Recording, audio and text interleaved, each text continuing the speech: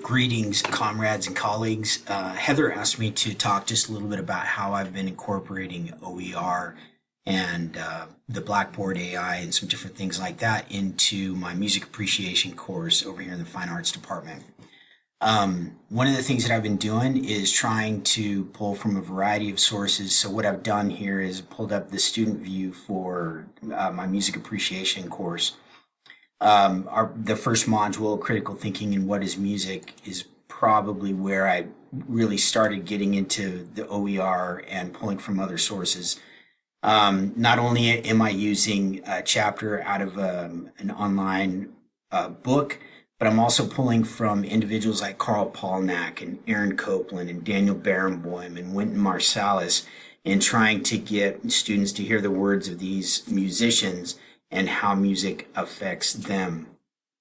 Another thing I've been doing is with the AI that's in Blackboard is dumping terminology lists and chapter readings into there to have the AI generate the quizzes that they take, the reading quizzes that they take. A lot of what I am looking for from students is their thoughts and reactions to the things that they're hearing and the things that they're reading.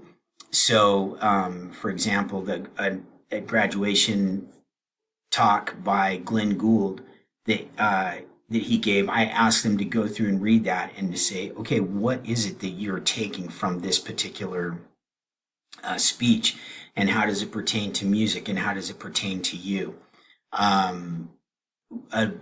Another thing that I've done is with some listening journal entries, is giving them a prompt on, okay, what are you hearing in this music? What does this make you think of?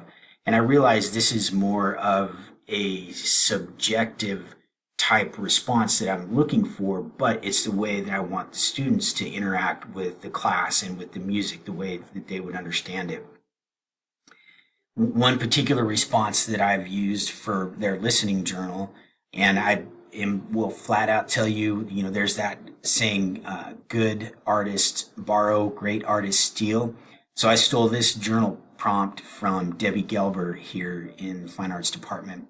And basically it was, hey, make a soundtrack of your life and pick 4 or 5 songs for different phases of your life and talk about why that represents those phases of your life for this particular event in your life.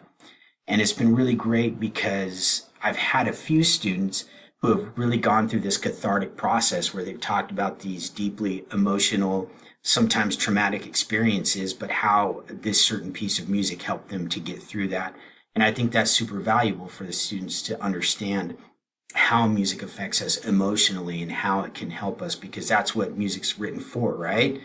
To answer those emotional questions and to figure out those internal emotions, not only from the composer's point of view, but from the listener's point of view as well.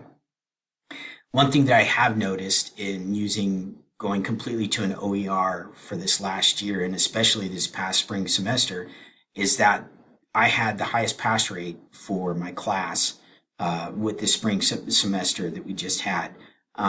Those who didn't do so well were the ones that just didn't do the work. But as far as the students who went through and did the work, read the assignments and did the listening and things like that, it was a great semester as far as more students passing and being successful in the class. So I'm looking forward to how I can continue to incorporate some of this stuff. If you do have any questions, you can reach out to me, and hope that that's helpful. Have a great day.